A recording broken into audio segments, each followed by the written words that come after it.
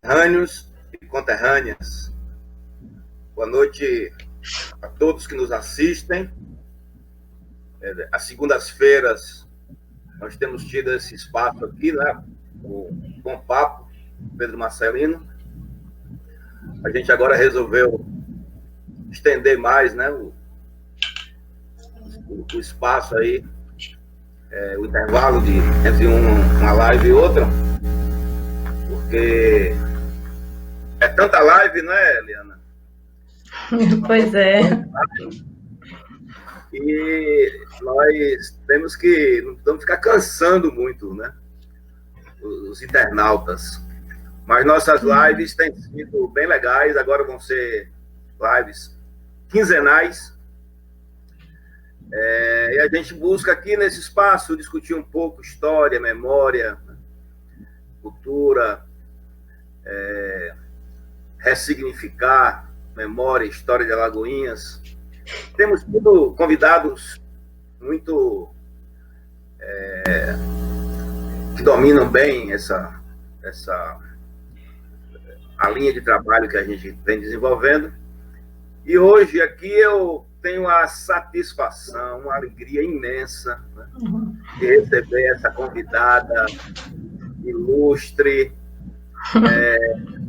Eliana Batista, graduada em História aqui na UNEB, de Alagoinhas, com mestrado pela UNEB também, e o doutorado pela Universidade Federal da Bahia. Eliana Batista foi, junto com Ed Assis, um dos organizadores, né, do acervo da Fundação Iracigama, que já tinha um grande acervo concebida pela própria professora Iracigama, mas a fase de Ed e Eliana lá na instituição deu um caráter mais, né, científico e de uma estrutura montada para atender essa necessidade que estudantes da UFOD têm de recorrer a FIGAM para os seus trabalhos de pesquisa. A Eliana também curadora do grupo de pesquisas de Alagoinhas e professora prolífica e alagoense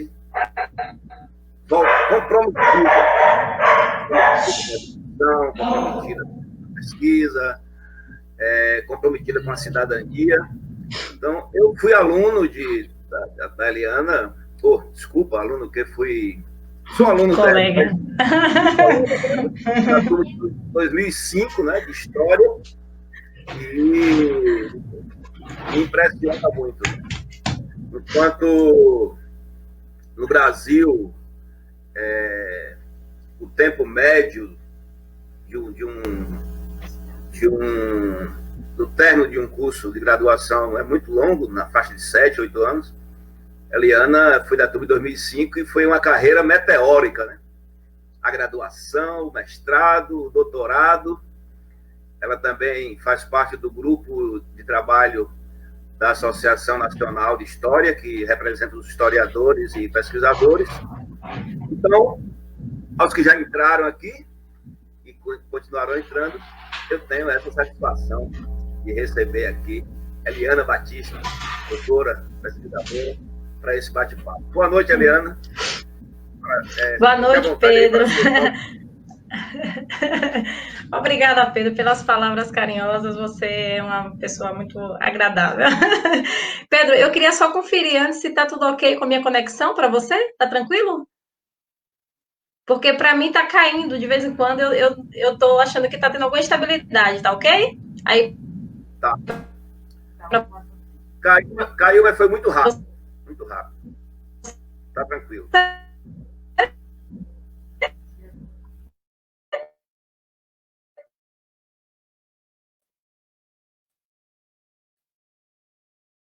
Tá. Eu também concordo, né? A gente está com uma profusão de lives aí.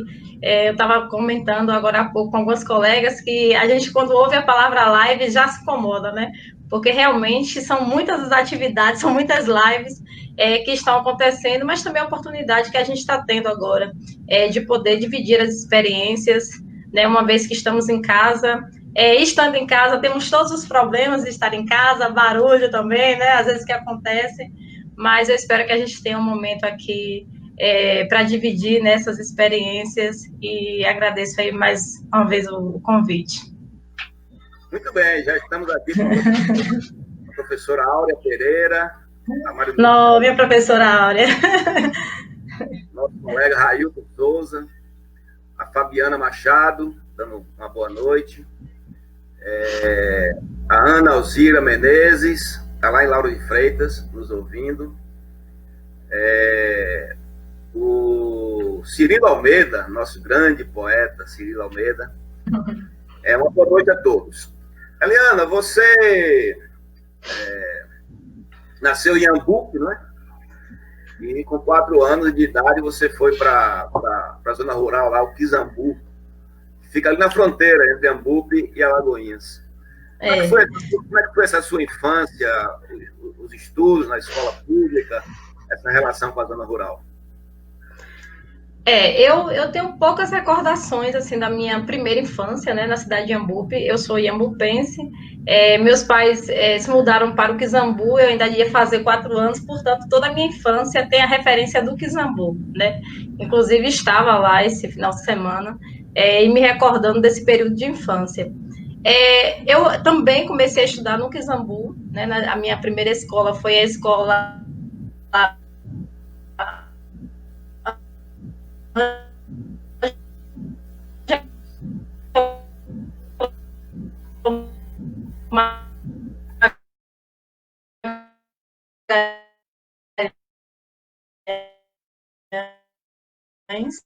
algum tempo, né?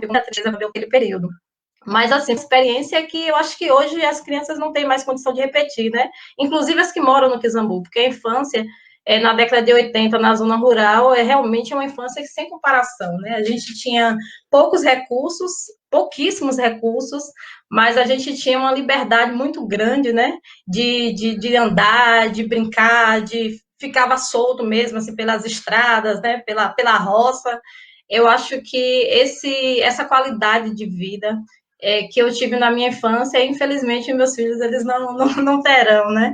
Porque os tempos mudaram muito. Mas, assim, é uma pena. Eu tive uma infância muito, muito tranquila, assim, muito feliz mesmo.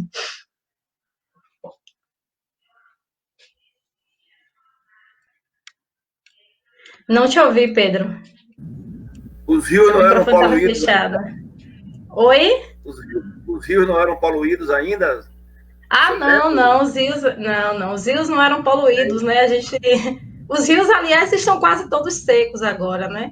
Mas os rios, ainda tinha cachoeira, ali naquela região da Pedreira, né? Os rios, assim, bem fundos. Hoje, a situação dos rios requer um cuidado, né? Uma atenção especial, inclusive, porque a gente fala dos rios com muito saudosismo, mas eu acho que os rios do Quizambu, eles estão precisando mesmo de um projeto, de uma atenção do poder público, né? Porque a situação tá bem complicada mesmo dos rios lá. Mas aí você veio para Alagoinhas, concluiu aqui, né, o ensino médio, e se tornou servidora pública da Prefeitura Municipal de Alagoinhas. E por que é que você escolheu História, Eliana? Aquela turma de 2005, e aplicou muita gente boa, né?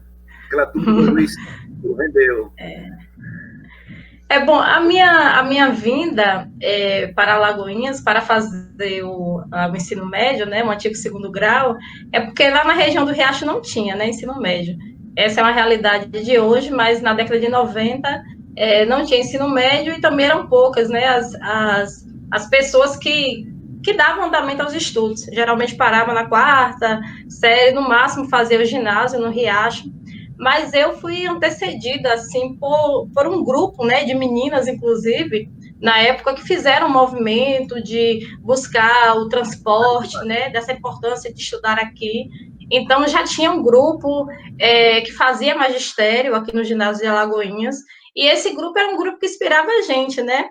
Entre essas pessoas, a professora Áurea é uma dessas pessoas, né? A professora Áurea, dele, Vanúzia, então tem uma série de pessoas que já estavam nesse movimento de sair, de continuar os estudos no Kizambu. Então, essas pessoas eram referência ali para que a gente não parasse os estudos. Por outro lado, eu sempre tive um incentivo muito grande em casa, né? Então, assim, estudar lá em casa sempre foi a regra. Né? Então, não era aquela coisa de a escola de parar de estudar. A gente não tinha no horizonte parar de estudar. Né? Meu pai e minha mãe, eles só cursaram o primário, mas a gente tinha o tempo inteiro incentivo para continuar os estudos. Né? Então, assim, da minha família, eu tenho 17 irmãos, né? Dos meus 17 irmãos, nenhum pararam de estudar por conta desse incentivo mesmo que foi dado pela família.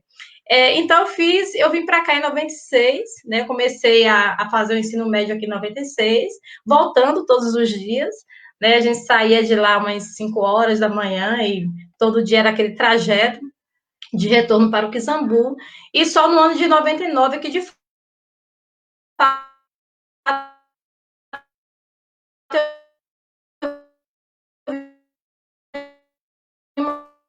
morar aqui em Alagoinhas. Foi já o último ano que eu comecei o estágio, estudo, e passei a morar aqui por conta disso. A carreira na UNEB, ela veio depois, né? Na verdade, eu engravidei muito cedo, eu tenho uma filha que tem 20 anos, e eu fiquei, assim, fora desse ambiente, né, de trabalho por 2 anos, e resolvi voltar a estudar a partir do início do ano 2000. Eu tinha muito interesse em fazer biologia, minha primeira vontade de graduação não era história, eu não tinha essa inclinação para ser professora de história, mas eu tinha muito desejo de ser professora de biologia. Né? Então, eu fiz um vestibular, no primeiro vestibular eu não passei, e depois eu comecei a enveredar mesmo pela área administrativa, né? Não só em função dos trabalhos que eu tinha no comércio, mas também pelo concurso da prefeitura, né, que eu era assistente administrativa da prefeitura, fui por 9 anos, me afastei da prefeitura em 2014, e aí depois disso, minha atuação foi mais no sentido mesmo da área administrativa, da contabilidade, e por um interesse mesmo em discutir as questões políticas, é que eu resolvi fazer a história. Né? Então, o primeiro interesse era mais por uma motivação de uma atuação política partidária, né? Política também atuação nas associações, em grupo de mulheres, e eu comecei a fazer história por conta disso, e escolhi ser professora depois do estágio. Né? Então, o magistério ele só se desenhou para mim em 2007, né? Apesar de eu ter assim sempre carregar com muito carinho todas as minhas vivências assim, em sala de aula com as minhas professoras, principalmente, mas eu só, de fato, escolhi mesmo o magistério quando eu comecei o estágio, que eu me dei conta que era o que eu queria fazer, assim, projetando para o resto da vida, era o que eu queria fazer, e aí eu abri mão das outras coisas para investir mesmo na carreira do magistério. Um pouco tarde, né? Tá fechado, Pedro, seu microfone. Ai. Estamos com o Wendel Miranda, Fernando Abraço, Santos, Wendel. a Ednade Campos, o Jorge Galdino aqui, mandando boa noite. O Jorge Galdino, já falei, e a Marluce Galdino pede para você falar um pouco da história do Kizambu. Ah, sim. A história do Kizambu, a gente tem muito que pesquisar. Vou comentar sim.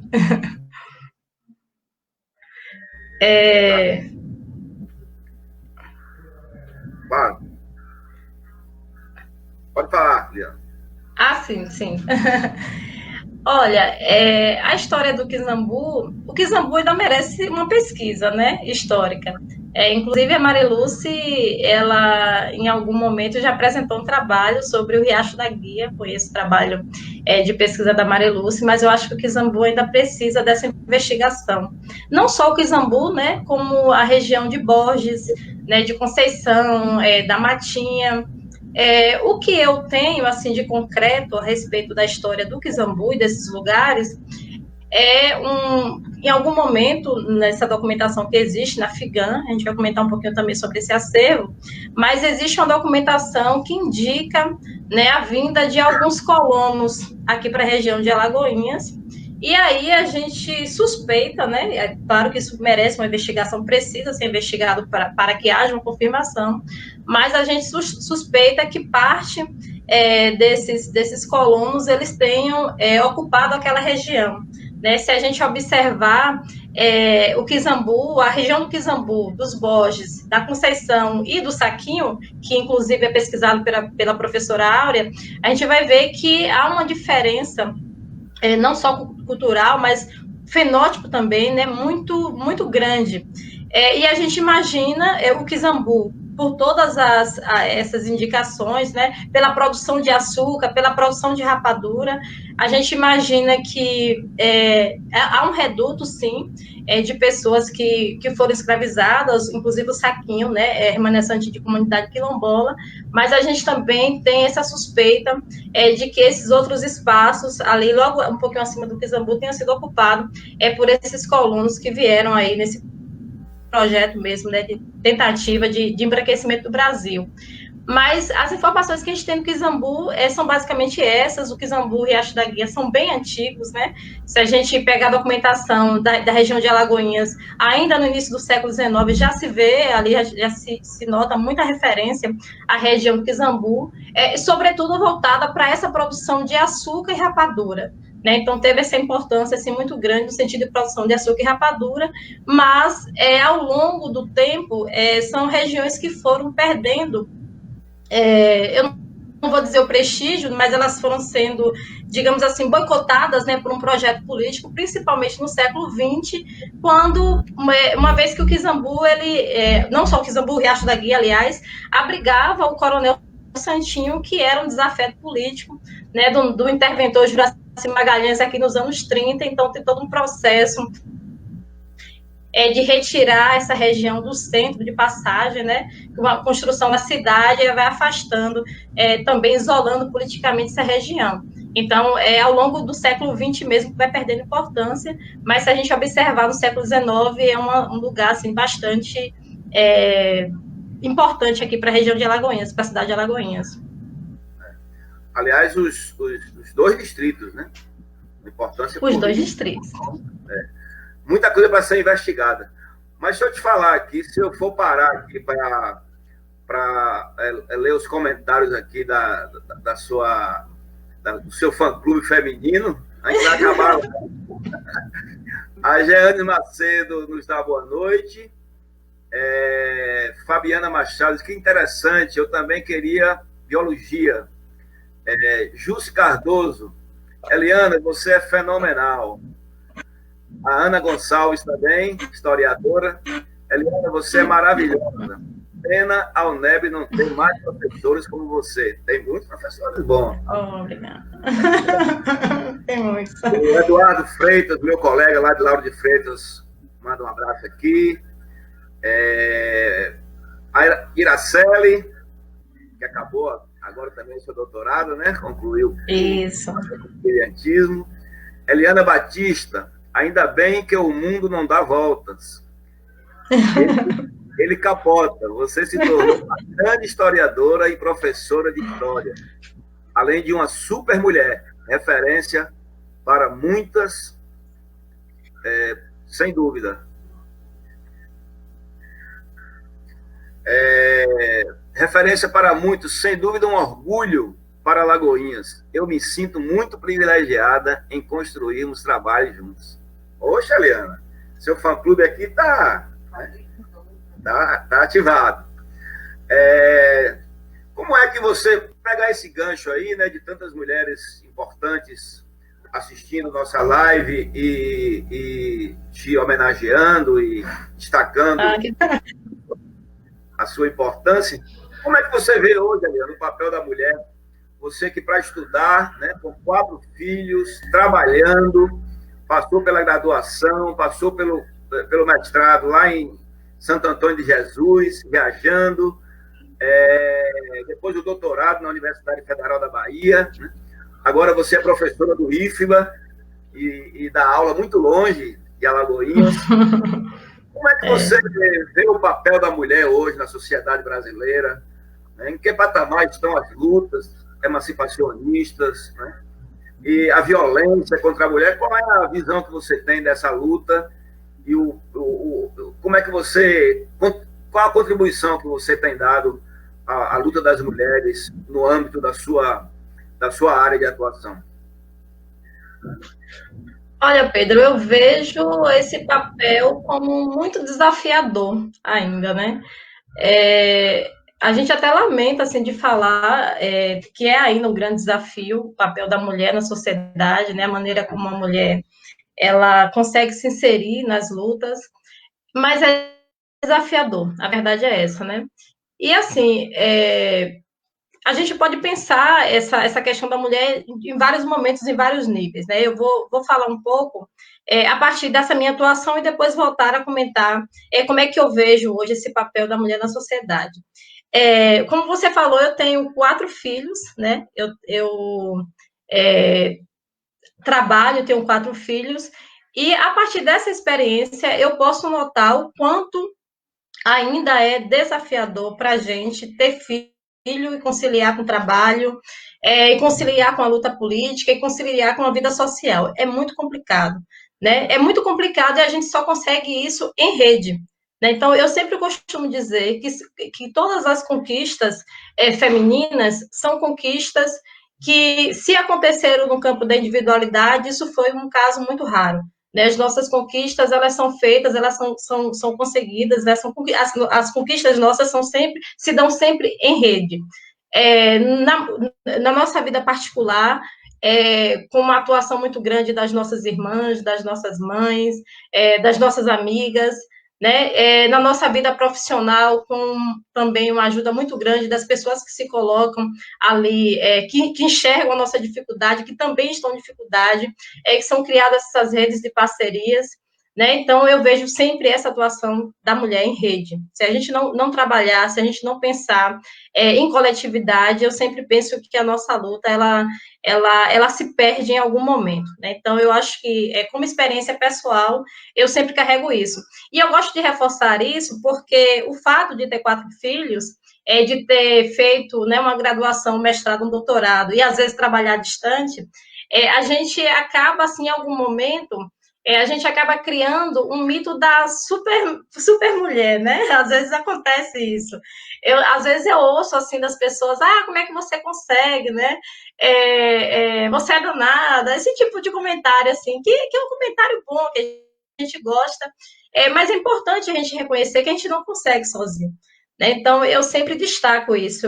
As minhas conquistas todas, elas se deram assim no coletivo. Claro que tem uma força de vontade muito grande, né? Existe um objetivo que é individual também, mas a gente realmente só consegue alcançar esses objetivos quando a gente tem essa rede de apoio, que pode ser da nossa família, que pode ser das nossas amigas, mas uma rede de apoio existe.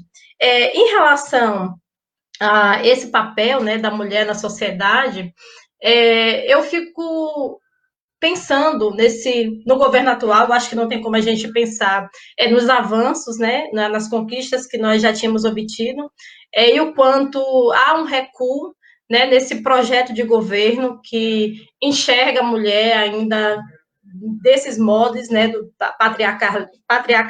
patriarcalismo, nossa, quase não sai, né, dessa sociedade que a mulher tem um papel na família para ocupar, né, um projeto moralista para a sociedade que enxerga a mulher sempre no espaço de subserviência. Eu acho isso muito complicado. Eu acho que ao longo dessas últimas décadas, a gente já tinha conseguido uma mobilização muito grande, conseguido, se entende, numa lógica de pensar o movimento atual, né? Porque quem pesquisa sobre as mulheres percebe que as mulheres nunca tiveram uma condição, assim, nunca se colocaram como sujeitos dominados e ficaram naquela condição de caladas a vida inteira. Isso, a gente não enxerga isso. Na pesquisa histórica, pelo menos, a gente não enxerga isso. Aí, o que a gente enxerga é a mulher o tempo todo burlando ali, né, aquelas regras e atuando da maneira como lhe interessa, isso lá desde, né, eu vou tomar aqui como referência o início do século XX, que é o período que eu escrevo e que eu pesquisei. Né? Então, a mulher ela nunca se colocou só nesse papel. Claro que algumas sim, mas, no geral, sempre teve uma maneira de atuar.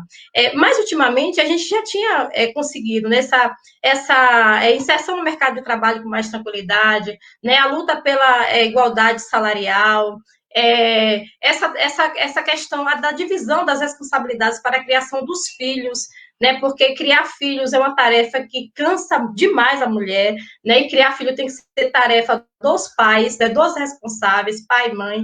Então, a gente já tinha conseguido avançar muito nessas pautas, né? E essas pautas, elas têm sofrido nos últimos 2 anos, pelo menos, um baque muito grande, né? Porque esse projeto de sociedade que hoje está esboçado é um projeto de sociedade que coloca a mulher nesse lugar, né, de subserviência.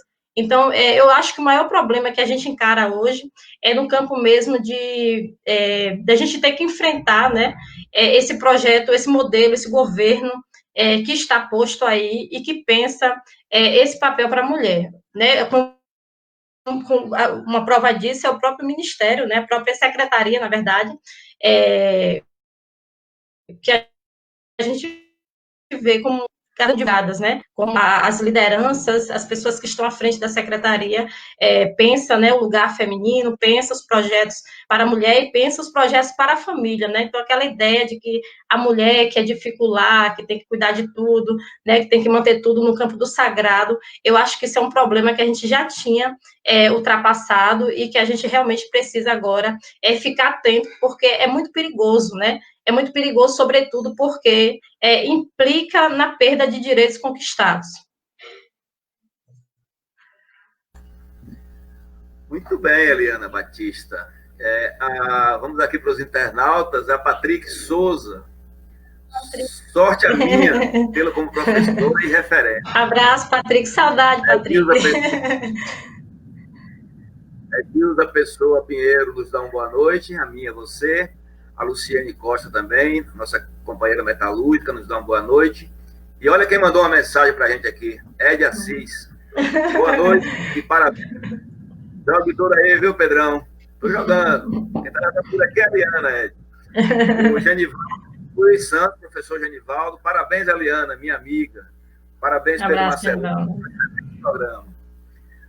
Vamos mais adiante registrar as outras participações. Eliana, o campus de Alagoinhas, né, da UNEB, apesar de todos os problemas, né, de estrutura, de falta de investimentos, né, passamos por vários governos aí que não aplicam os recursos necessários, mas nós já podemos dizer que esse campus de Alagoinhas marca a história da cidade, né? O empenho dos professores, um corpo de mestres e doutores, eu acho que hoje mais só doutores, né? Já estamos nesse patamar, até porque temos já o mestrado, doutorado em Alagoinhas, mas você foi da turma de 2005, eu também tenho orgulho de ter entrado, apesar de não ter concluído o curso aqui, mas qual é o balanço que você faz, né, da sua passagem pelo curso de graduação, a relação com os professores, né, o nível do curso, dos colegas, o tema que você escolheu para o seu TCC, para daí você dar outros saltos, né, em relação ao mestrado e doutorado. Como foi esse período aí? O que foi que você trabalhou no seu TCC? E qual é o balanço que você faz desse período aí da graduação no campus de Alagoinhas?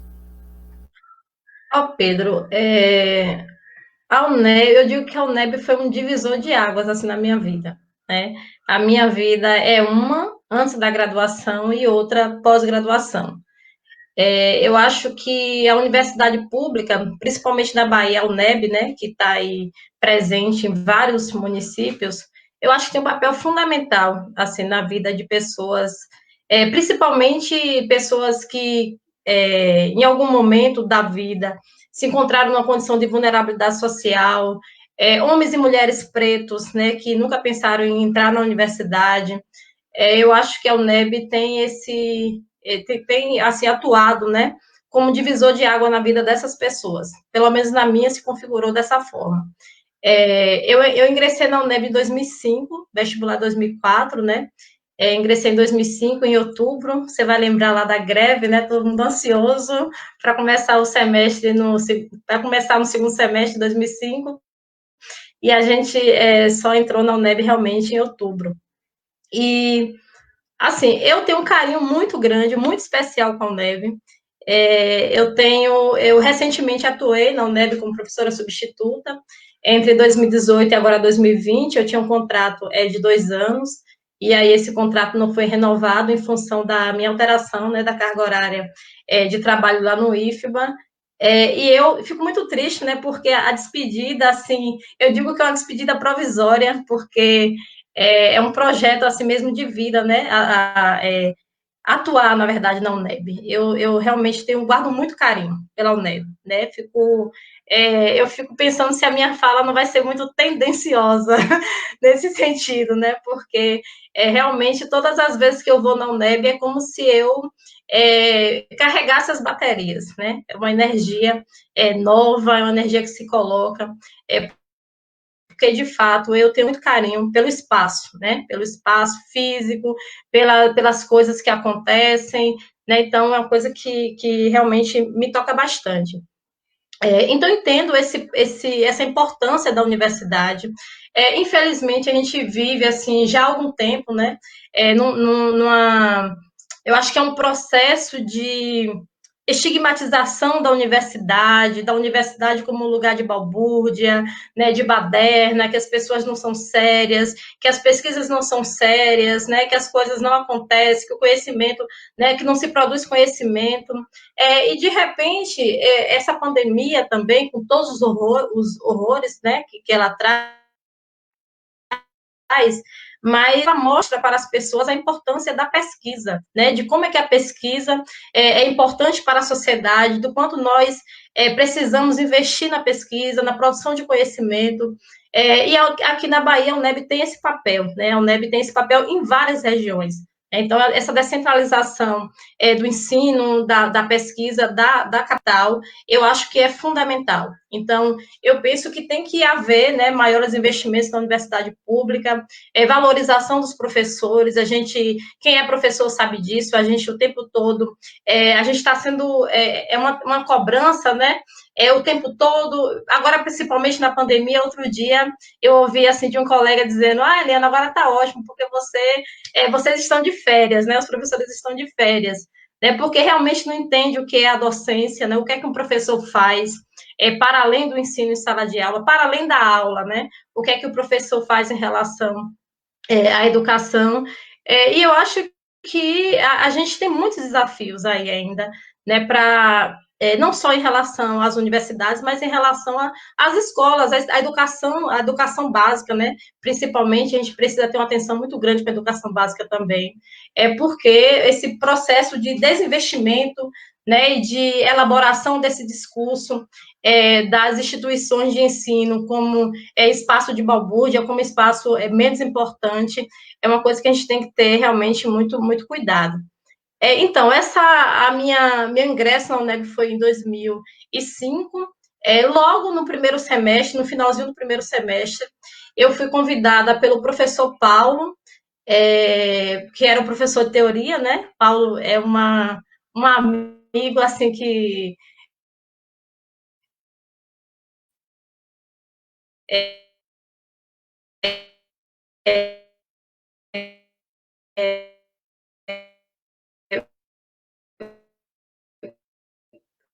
ultrapassou esses muros da cidade muito pelo primeiro grupo de pesquisa que eu participei, que é o grupo de pesquisa História, Literatura e Memória, né, um grupo de pesquisa que eu acho que foi criado em 2007, não me recordo agora o ano. Não, 2007 não, foi antes disso, né? A minha atuação foi a partir de 2007. E o interesse desse grupo de pesquisa era que a gente fizesse uma pesquisa sobre os autores locais, né? Era um grupo de pesquisa que dialoga, estabelece um diálogo entre literatura e história, e foi a partir desse grupo de pesquisa que eu me inseri mesmo na pesquisa acadêmica e que eu comecei a costurar aí o meu projeto de pesquisa, não só, né, para a conclusão de curso, a monografia, que eu concluí em 2009, como também para o projeto de mestrado. Né? Então, a importância da UNEB, no caso, não foi só em relação mesmo ao ensino em si, né? Mas essas investidas também na pesquisa científica, né? Nesse mundo da pesquisa acadêmica. Então, eu fui, aos poucos, tentando ali equilibrar as demandas mesmo das disciplinas com essa pesquisa, que foi o que me fez depois aí enveredar, né, pelo mestrado e pelo doutorado.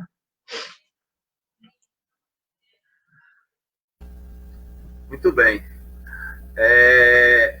O governo atual, a grande investida dele, além do desmonte, né, do Estado Nacional, do desmonte dos programas sociais, né, me parece que há uma intenção deliberada, né, de ferir a autonomia universitária, né, de desmontar todo um aparato que favorece a pesquisa no nosso país, né?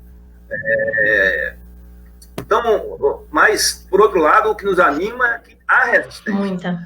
E me parece que o segmento universitário, o segmento educacional, foi dos primeiros, né, a fazer esse enfrentamento. Continua, né, na linha de frente aí das lutas de resistência.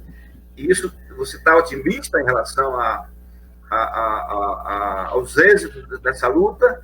Ou você está vendo um processo mais de omissão, de desencanto e de desmobilização da sociedade? Como é que você está enxergando? Antes de você responder, Eliana, vamos saudar aqui a nossa querida professora Maria José dos Santos. Maria José. Aliás, não é a Maria José, é outra Maria José, a minha cunhada. Parabéns, meu cunhado, por essa iniciativa, Deus te abençoe. Mas Maria José entra daqui a pouco, ela não perde nossa live. O Carlos Soares também está dando uma boa noite. Jorge Galdino está pedindo para passar o telefone dele para a Mariluce. Eu não estou enxergando aqui, não, Jorge, mas eu passo, vou pegar meus óculos. O André Luiz Barbosa também dá uma boa noite, diz que o papo está muito rico. Vamos, ao longo da live aqui, também destacando outras presenças. Ângela Lima, boa noite. Alzira Menezes, a Márcia Albuquerque. Então, Eliana, como é que você está enxergando? Você está otimista? Ou acha que a luta está precisando de mais ação, mais povo na rua, embora estejamos nesse momento de pandemia? Olha, eu acho que há muita mobilização, né?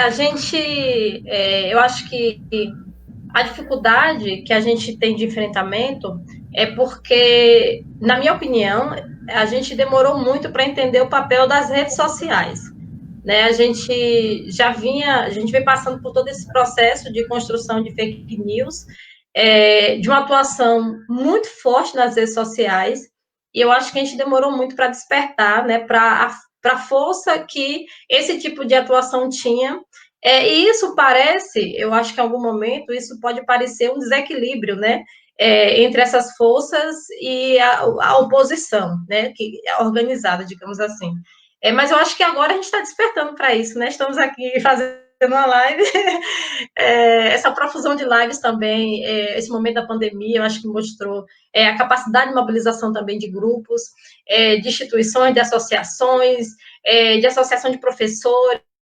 Então, acho que agora, talvez a gente esteja caminhando para esse equilíbrio nas redes sociais, né? Aliado aí a tudo que vem acontecendo em relação ao combate à fake news.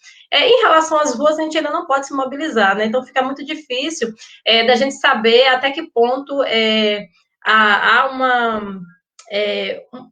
uma capacidade de mobilização, né, das massas, das pessoas, em relação a esse projeto de governo que nós temos hoje, né? Temos aí aquele indicativo daquela mobilização feita pela torcida do Corinthians, né? Que a gente ali foi um alento, né, para toda essa situação, mas o momento de pandemia não permite essa aglomeração nas ruas. Eu acho que fica muito difícil da gente medir, né, essa mobilização nesse sentido mesmo.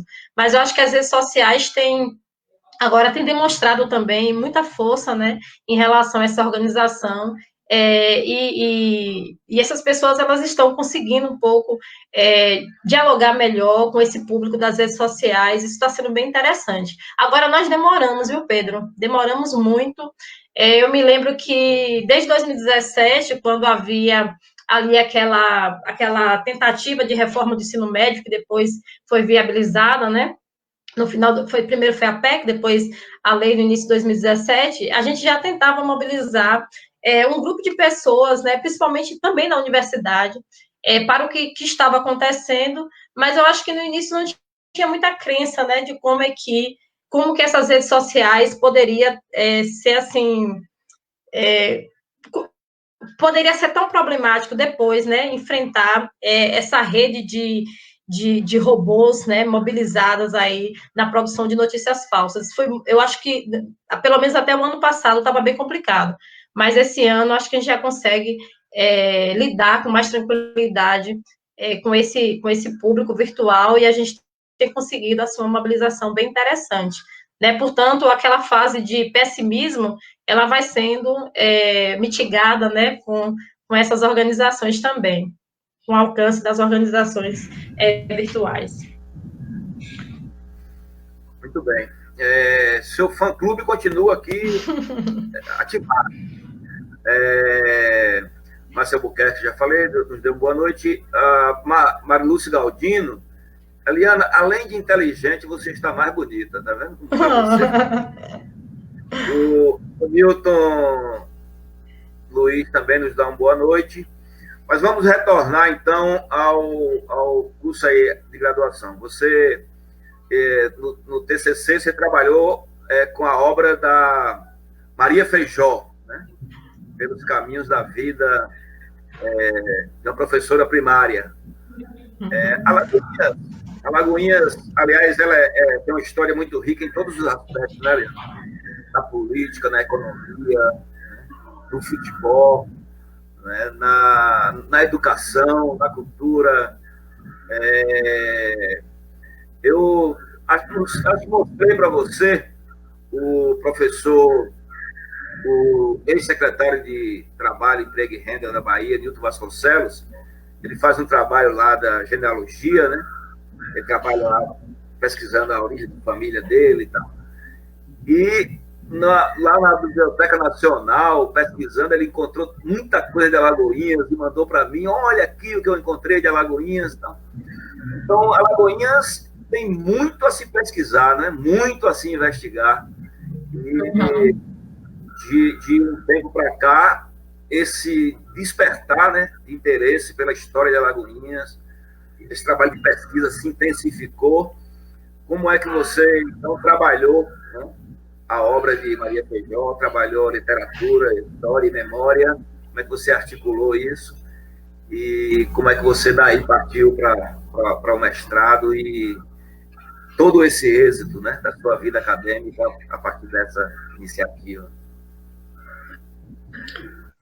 Eu vou mostrar para vocês aqui, eu até separei aqui o livro de Maria Feijó. Tá dando para ver, Pedro, direitinho? Aqui. Deixa eu mostrar aqui Opa, cadê? Aí. Deixa eu conferir aqui para não errar. 802 páginas. 802 páginas de um romance.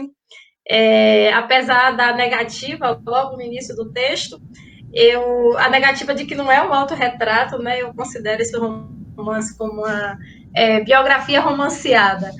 É um trabalho, assim, muito, muito interessante.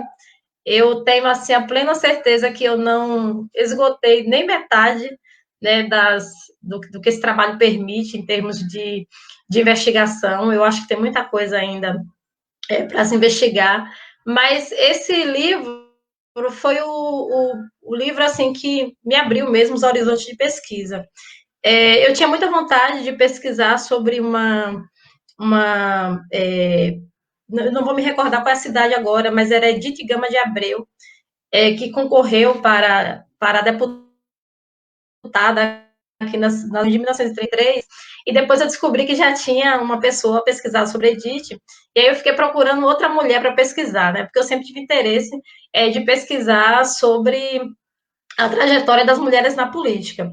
E aí, quando eu comecei a ler o livro de Maria Feijó, né? Todo mundo conhece Maria Feijó como uma professora. Maria Feijó foi professora primária em Lagoinhas, foi também bibliotecária e seguiu para o Rio de Janeiro, sempre atuando na educação, né?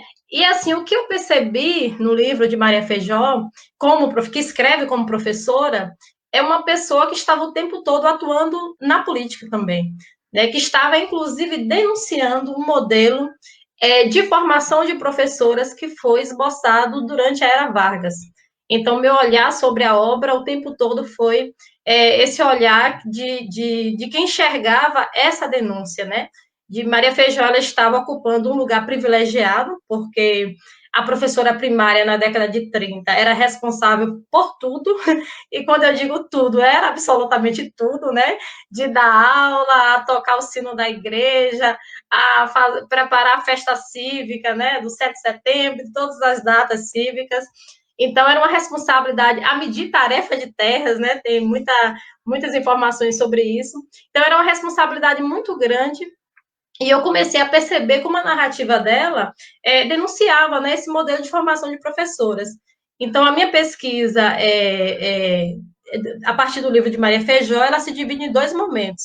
Né? Na graduação, eu pesquisei mais sobre essa independência, né, que a professora alcançava a partir do momento que ela ingressava nos concursos públicos, né, para ser mais precisa aqui na Bahia, a partir de 30, porque o ensino primário ele foi nacionalizado na Constituição de 34, com todas as limitações do que a gente tem por nacionalização do ensino primário, né, mas a partir de 37, esses concursos eles passaram a acontecer, e a Maria Feijó foi uma dessas mulheres, né, que ingressaram no magistério a partir desse concurso da década de 30, né? E ao ingressar no magistério, com esse concurso, salário, né? Todo mês ali garantido, eu estava ali enxergando uma independência, né? Desse, como eu chamei no período, desse elemento feminino lá nesse período aí da década de 30 e 40. E não só né, no magistério, mas também tinha uma série de mulheres que atuavam aqui na prefeitura, né? Aliás, as mulheres atuavam na prefeitura há muito tempo.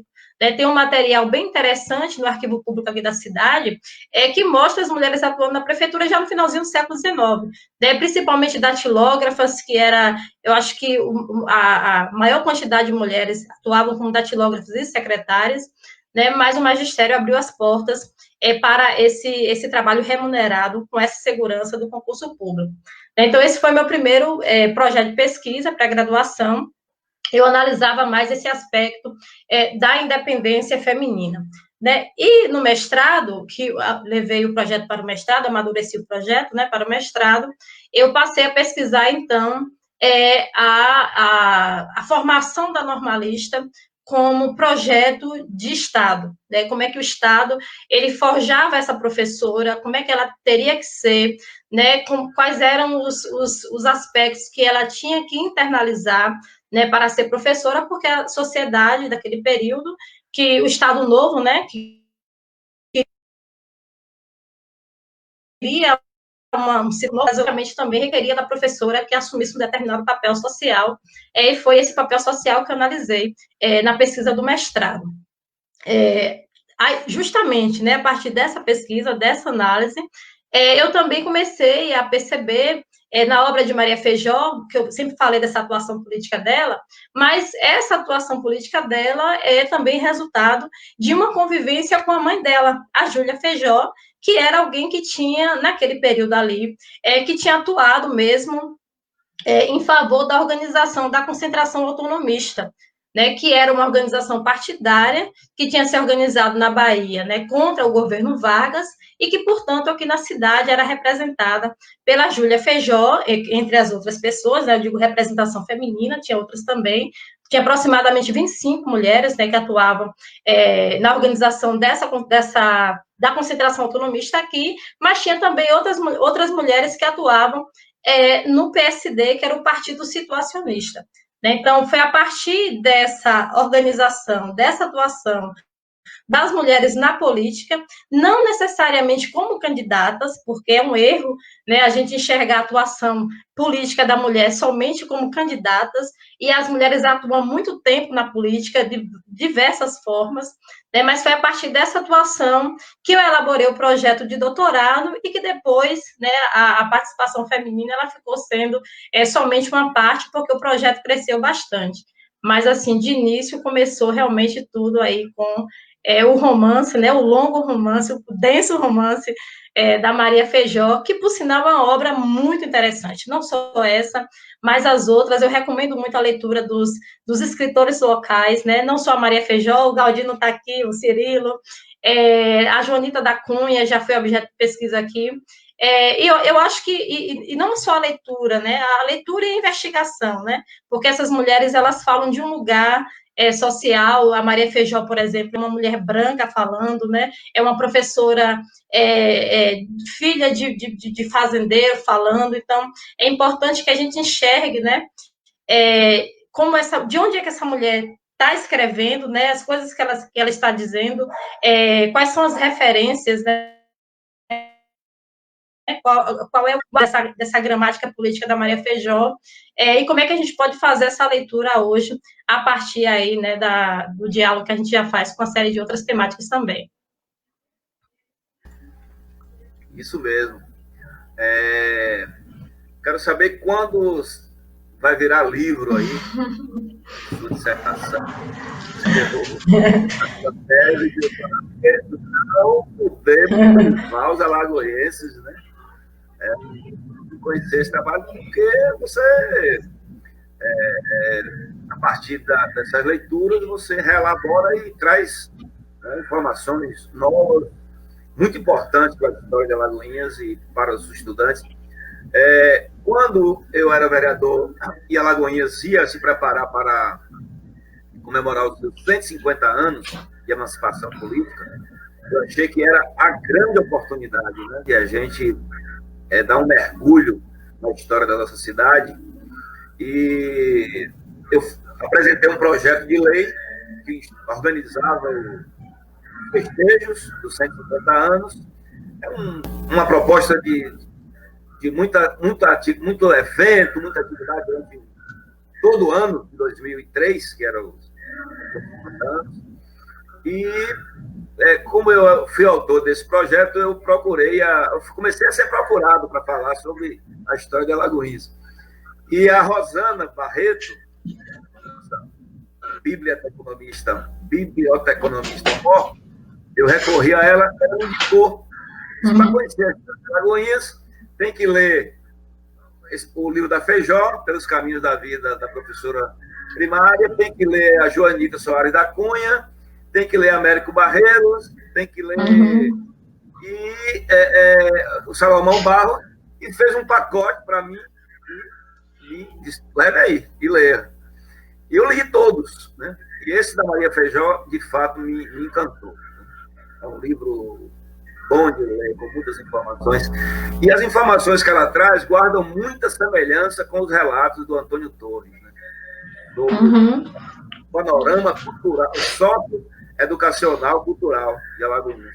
Me parece que ali houve uma continuidade desse processo, que foi interrompido em 64, quando o golpe pegou Alagoinhas num momento de grande efervescência, né? Política, cultural, educacional. Mas a gente pode aprofundar em outro momento, né, a discussão.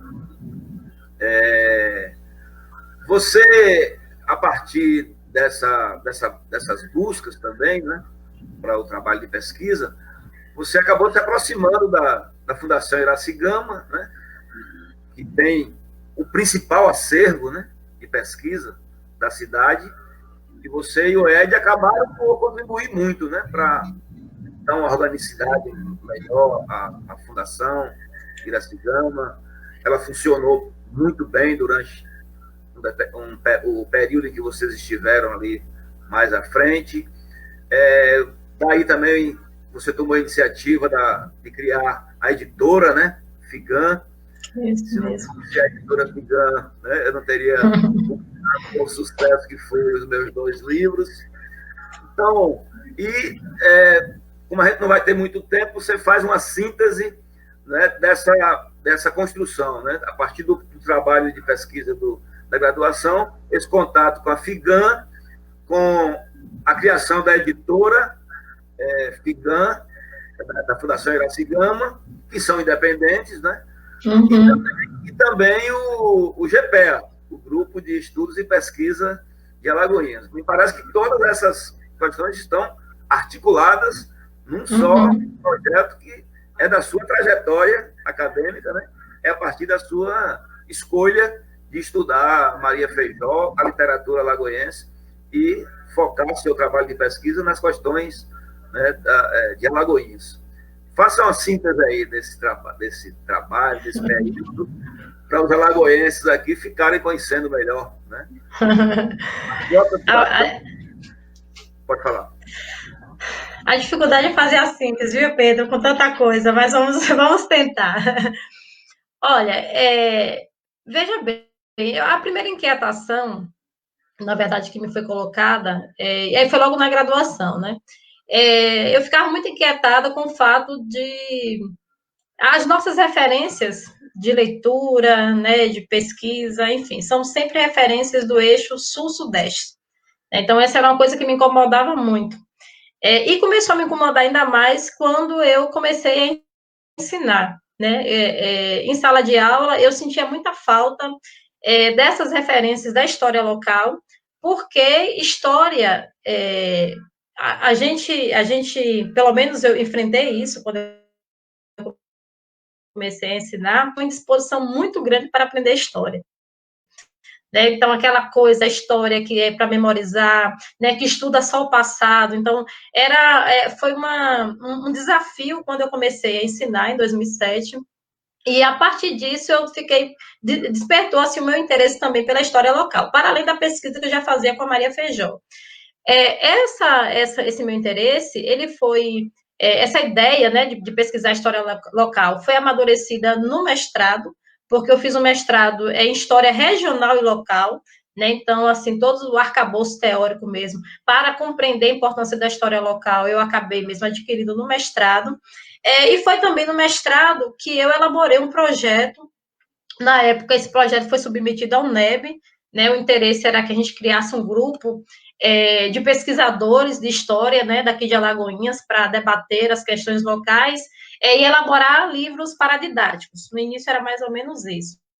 Né? Então, esse projeto ele foi criado em 2013, e aí, por uma série de razões e desencontros, né, a gente acabou não levando esse projeto adiante em 2013, e eu tive a oportunidade de apresentar esse projeto, a ideia desse projeto, na verdade, né, no finalzinho de 2013, numa atividade da FIGAN, que a gente intitulou de Café Cultural. Era o primeiro Café Cultural da FIGAN, cantando e encantando Alagoinhas. A temática era essa. Então, o GPEA, ele foi criado no ano 2014, em março de 2014, foi oficializado, né, lá com o encontro de poucas pessoas, né, nós reunimos ali naquele período a presença de Jocélia, de Moisés, a minha, de Ed, Maurílio Fontes, da professora Iraci, né, então foi um grupo, assim, muito restrito que oficializou a criação do GPEA, mas a ideia do GPEA antecede o ano 2014, e ela surge exatamente dessa necessidade de pensar a história local também em sala de aula. Nós já fizemos alguns projetos, alguns bons projetos do GPEA, inclusive alguns que a gente não conseguiu terminar, né, por conta mesmo da falta de recursos, mas teve a Fundação Iraci Gama tem um papel muito importante, né, para o grupo, porque quando meu primeiro contato com a FIGAN foi em 2007 também, quando eu comecei a pesquisar sobre Maria Feijó, mas naquele período a instituição ela estava organizada para exposição, né? Então, assim, o objetivo que estava colocado era um objetivo mais de contemplação do que existia do acervo, né? Eu acho que a contemplação estava, digamos assim, era muito maior do que a pesquisa em si. Né? Então, os jornais eram dispostos das mesas, cobertos com plástico, né? As pessoas iam, podia tirar foto, olhar, mas não podia pesquisar. Então, essa política de pesquisa, né, e de tentativa de reorganização do Sendoma, ela vai ocorrer com a atuação do GPEA dentro da FIGAM. O Sendoma não foi criado pelo GPEA, o Sendoma é um projeto da professora Eliane Brito, né, que é professora da UNEB, foi nossa professora, inclusive, de 2005, mas a gente tentou criar uma agenda, né, de atividades culturais e atividades científicas dentro da Fundação Iracigama. Né? Então, a Fundação já tem esse prestígio, esse papel aí, que todo mundo conhece na cidade de Alagoinhas, mas a nossa tentativa era exatamente evidenciar o papel do Sendoma, né? Qual é o papel de um centro de documentação na cidade de Alagoinhas? O que é que ele pode permitir e qual a importância disso para que a gente se reconheça, né? Para que a gente possa construir as nossas identidades, né? Isso em todos os sentidos, principalmente para que a gente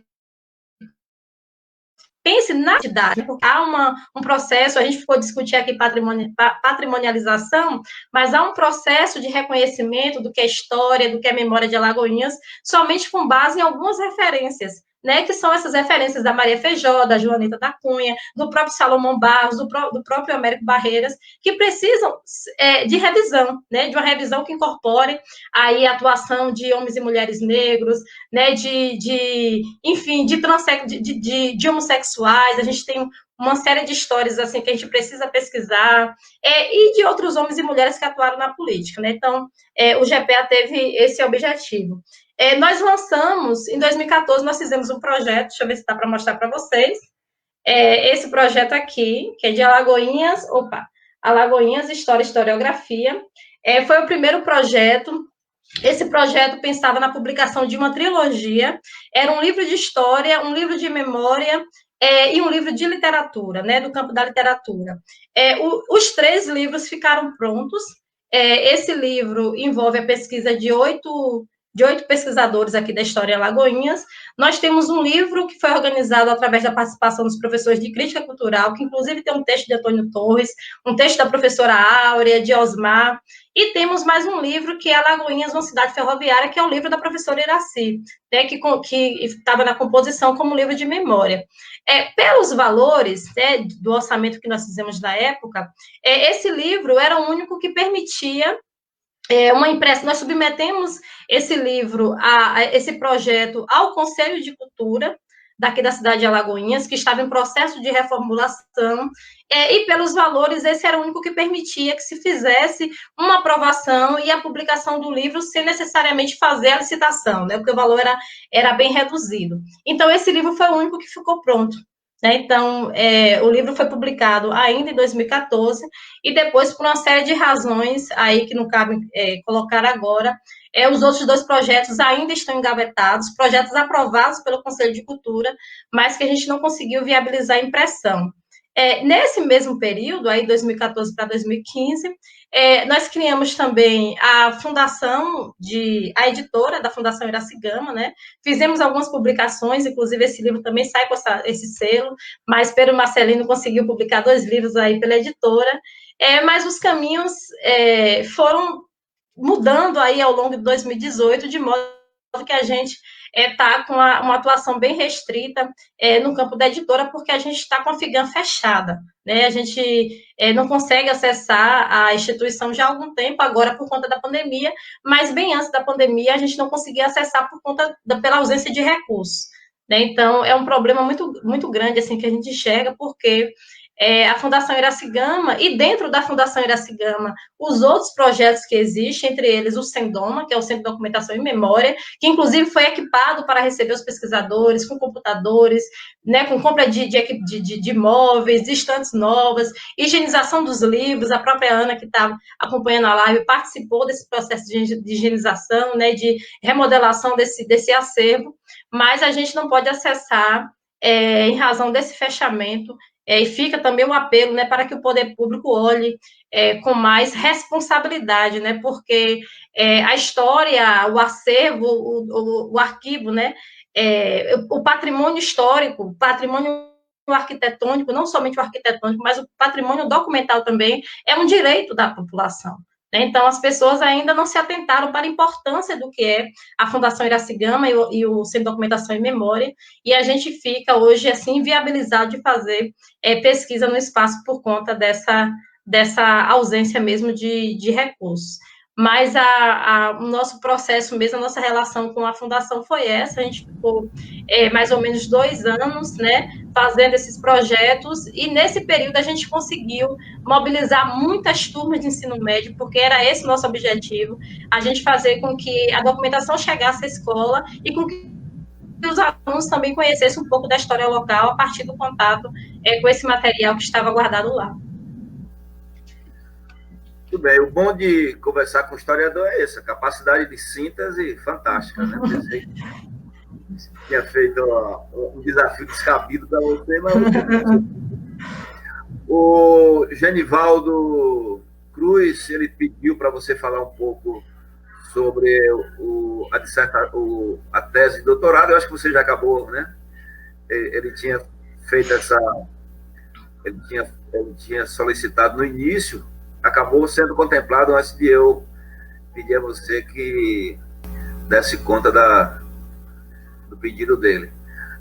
O reitor de Lima, minha amiga, guerreira, maravilhosa, é muito bom vê-la brilhando. Bem, reitor.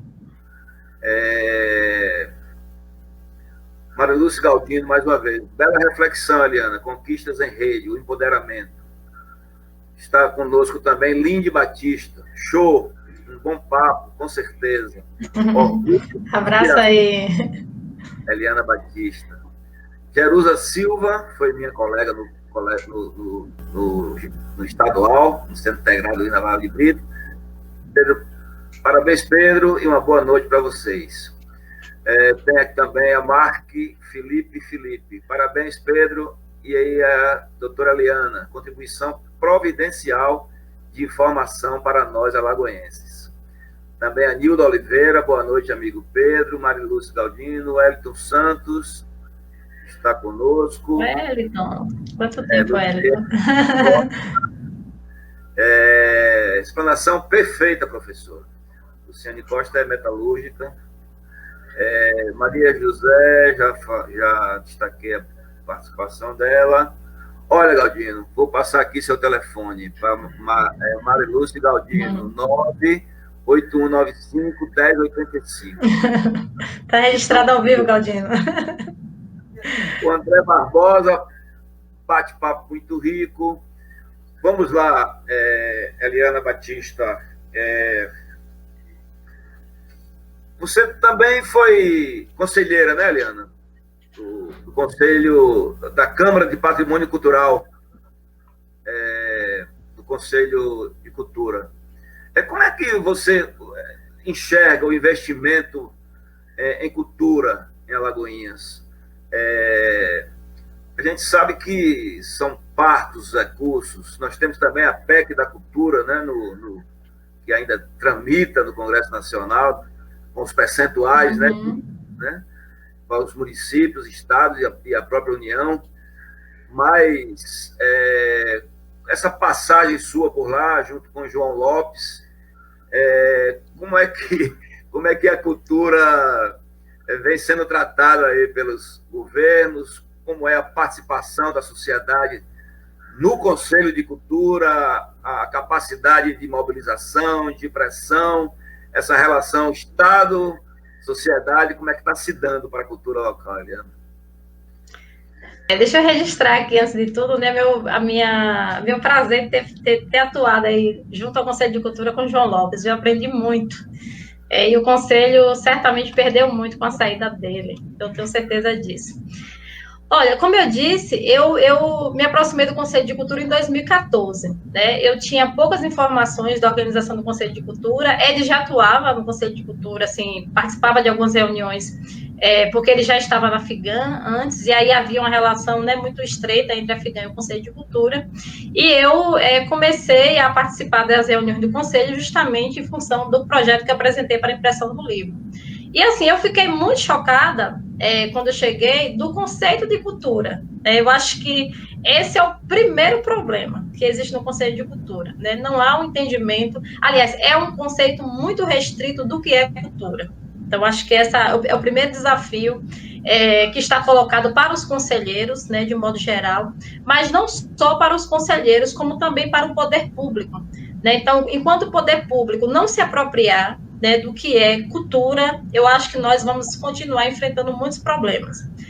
Só para a gente ter uma ideia, quando o ano que eu ingressei no Conselho de Cultura, a gente tinha um recurso muito pequeno, né, porque estava no início da organização, e quando eu me afastei em 2018, a gente já tinha aí alcançado, né, de recursos, aí a casa de mais de R$ 500 mil.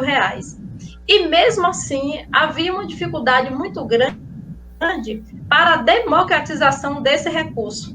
Então, eu acho que o que é mais difícil no Conselho de Cultura, eu acho que o maior desafio para esses conselheiros é entender que os projetos de cultura, eles precisam passar pela construção coletiva, eles precisam passar pelos bairros, eles precisam passar pelas associações, as pessoas precisam saber, né, que há um recurso, que é um fundo de cultura da cidade, que é possível acessar esse fundo de cultura, que é possível apresentar projetos, e o poder público precisa entender que o direcionamento de parte desses recursos para atender essas pessoas que estão, parte delas que podem estar em vulnerabilidade social, isso é fundamental.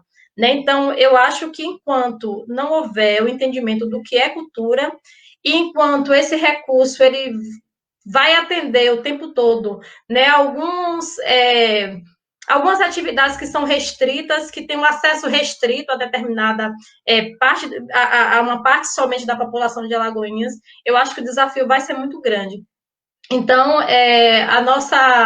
a nossa passagem, né, pelo Conselho de Cultura, nesses 4 anos, eu fui conselheira 2 anos, e aí renovei o mandato por mais 2 anos. No primeiro momento, eu fui conselheira da Câmara de Cultura, de Produção Cultural, e no segundo momento, na Câmara de Patrimônio, mas a gente não consegue fazer muita coisa, né? A verdade é essa, porque o Conselho ele é paritário, então ele é formado, constituído, né, por 50% da sociedade civil e 50% do poder público. Né? E 50% do poder público é um número muito alto para que a gente aprove projetos voltados para atender as demandas da sociedade civil. Né? Então, eu acho que tem que haver um fortalecimento, um engajamento da sociedade civil, e a sociedade civil também tem que entender qual é o seu papel. Né, porque o que a gente vê no Conselho de Cultura, eu estou afastada do Conselho desde 2018, eu até comentei isso com o Pedro, né, por conta dessa minha ida para a Ceabra, eu passo metade da semana em Ceabra e metade da semana em Alagoinhas, e aí quando eu chego aqui não tenho circulado, principalmente agora, né, com a pandemia, então eu tenho ficado assim eu estou um pouco alheia, né, do que vem acontecendo em termos de apresentação de projetos. Mas os projetos que nós deixamos aprovados em 2018, a gente não, parte deles não foram viabilizados, não foram financiados, né, não ocorreram. E o que a gente percebe também ao longo de 2019 é que não houve essa consulta ampla para aprovação dos projetos. Né? Então, o Conselho de Cultura ele tem que atuar, ele é um órgão que integra a Secretaria de Cultura, mas ele não pode atuar em favor da Secretaria de Cultura, ele tem que atuar em favor da sociedade. Então, enquanto isso não acontece, é muito difícil, né, para a gente aprovar aí os projetos de cultura, né, principalmente que atenda aí enfim, a todos os segmentos da sociedade. Em relação a essa PEC, né, que está tramitando no Congresso, eu acho fundamental, né, porque mais do que nunca a gente entende o papel da arte na nossa vida, né? Estamos todos em casa, estaríamos adoecidos se a gente não pudesse ouvir uma música, ler um livro, né? Então acho que a gente também compreende a importância da arte, mas é fundamental que a gente também entenda que tem profissionais que sobrevivem da arte. Né? Então, esses profissionais, eles precisam realmente receber uma atenção especial do poder público, e eu espero que seja logo aprovada e que o próprio Conselho aqui busque também, né, caminhos para discutir uma forma de financiamento aqui desses projetos aqui em Alagoinhas. Mas é isso, Pedro, há um desafio muito grande para pensar o que é cultura em Alagoinhas, né, e para principalmente mobilizar a sociedade civil para acompanhar e fiscalizar também o poder público. Acho que a gente está muito acostumado, né, a gente ainda não entendeu o papel que a sociedade civil tem ao lado do poder público para a criação de projetos para a sociedade. Eu acho que é preciso que a gente realmente fique mais ligado em relação a esse aspecto. Muito bem. Superar essa visão de que cultura é entretenimento, né? Os eventos de careta, os grandes Justamente. eventos. Nós temos um campo vasto para trabalhar a cultura popular em Alagoinhas, né? E tem muita gente fazendo cultura, né? Os bairros populares. A produção é intensa, né? Poetas, músicos, escritores, temos escultores em Alagoinhas. Então, mergulhar nesse vasto campo aí da produção cultural de Alagoinhas e ter o apoio não só do poder público, acho que a iniciativa privada também é muito ausente, né? Isso. Sim, Pedro, você tocou numa questão muito importante, né? Não há nenhum incentivo, assim, você vê que no pagamento de impostos, por exemplo, não há nenhum direcionamento desses recursos para a cultura aqui. Os empresários aqui, eles ainda não se atentaram, né, para a importância de se engajar com esses projetos, que inclusive tem leis que já aprovadas, né? Leis antigas, inclusive, mas a gente não tem ainda esse olhar assim educado do empresário para essa questão cultural, não.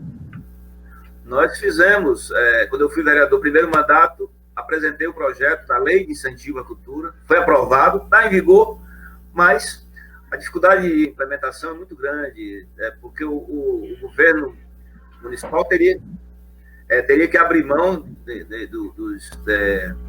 dos impostos municipais, né? O ISS em particular. Então, é uma resistência e uma incompreensão muito grande. Mas a luta continua, né, nesse aspecto. Eu quero registrar a presença aqui da Celina Cruz, o Amauri Rodrigo Soares, aqui, prestigiando. Né? Elisângela Almeida, está também no seu trabalho de mestrado, aqui em Alagoinhas, né? Boa noite, parabéns, Eliana, parabéns, Pedro. O Carlos Soares, também, nos saudando, muito bom esse bate-papo. Alzira Menezes. Cirilo, parabéns, doutora, pela excelente explanação. A poetisa também, Edna Almeida. Pedro, ela também recita muito bem. Ela Ju Baroli, Tânia Luciana Martins também está nos prestigiando. Genivaldo Cruz, boa noite, quero te ver aí também. Você tem muito para falar.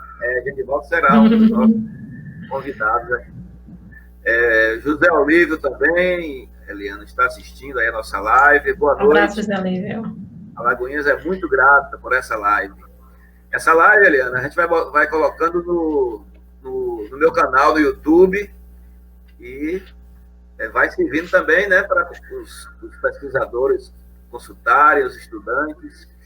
E eu tenho, Eliana, uma preocupação grande. Eu acho que o Alagoinha Jornal, que tem mais de 50 anos, né, de existência, ele jogou um papel decisivo na vida da cidade nesse longo período. E eu tenho mesmo a impressão de que a história recente de Alagoinhas, nas últimas 3 décadas, não poderá ser contada sem o concurso do Alagoinha Jornal. Como é que está esse acervo? Você fala que a Afigã não está funcionando, né? Está fechada. Nós também, a Afigã precisa de um local mais estruturado, né? Porque ali tem toda uma simbologia na ocupação do espaço, onde a Afigã está, né, ocupando, por conta da ferrovia, de toda essa, né, essa história, esse vínculo da ferrovia com a cidade, mas há uma preocupação de que, afinal, esse acervo, né, comece a sofrer um processo de deterioração. Como é que está esse acervo lá? Está bem guardado? A Ana, inclusive, pesquisou recentemente e toda hora me trazia uma notícia, né? Eu vi lá as ações do seu mandato, até como vereador, eu tenho certeza absoluta de que se eu procurar na Câmara de Vereadores, né, informações lá sobre o trabalho que eu desenvolvi em 2 mandatos, eu não vou encontrar. Agora, no Alagoinha Jornal, o Alagoinha Jornal registra todas as ações dos nossos 8 anos de mandato. Então, há uma preocupação muito grande.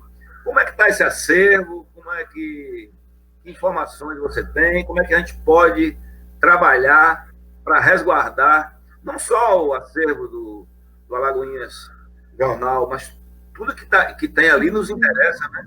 Que a história que está ali para ser pesquisada, para ser elaborada e reelaborada. Esse é o nosso papel aí, nosso desafio. Como é que informações você traz sobre isso? Pedro, como eu te falei, né? Eu tenho já mais de um ano que eu não acesso os arquivos da FIGAM. O ano passado eu encaminhei um ofício para o administrador, mas aí por uma série de razões não foi possível acessar o arquivo. Né? Eu estava trabalhando com a disciplina na UNEB, que era sobre patrimônio e memória, e gostaria de fazer um trabalho para que conheça realmente, né, o acervo, para que conhecesse. Mas a gente não conseguiu fazer. Até onde eu tenho informações, esse acervo, ele continua guardado no Sendoma. A gente sempre fala assim do Alagoinha Jornal, mas eu gostaria realmente de falar um pouco mais do que existe lá, né? Para a gente entender a dimensão do quão importante é toda a documentação que está ali. Então, esse acervo do Alagoinha Jornal, ele faz parte, né, do acervo maior, que é o Centro de Documentação e Memória de Alagoinhas. Ele foi doado pela família Campos, não vou me recordar agora se foi 2016 ou foi final de 2015, eu acho que foi final de 2015, e todo o material foi transferido para lá, não só o jornal, mas também como a tipografia, né, a máquina, tá tudo na FIGAM, a cadeira de dentista, tá tudo lá. E não foi possível digitalizar esse material, né, na época a preocupação era uma limpeza mesmo com os livros que compõem a biblioteca professora Noquinha, mas esse material ele não foi digitalizado. Existe um processo de catalogação desses jornais que também não foi concluído, de modo que, até onde eu sei, até onde eu tenho informações, ele está realmente inacessível para pesquisa agora. Né? Só que além desse jornal, o Jornal de Alagoinhas, que é fundamental, né, para que se conheça a história da cidade, lá também tem o Correio de Alagoinhas, né? Inclusive a primeira edição do Correio de Alagoinhas, que foi a edição que, segundo a professora Iraci Gama, já muitas vezes, ela recolheu do lixo, né, quando teve aquela transferência ali da Câmara Municipal do prédio antigo.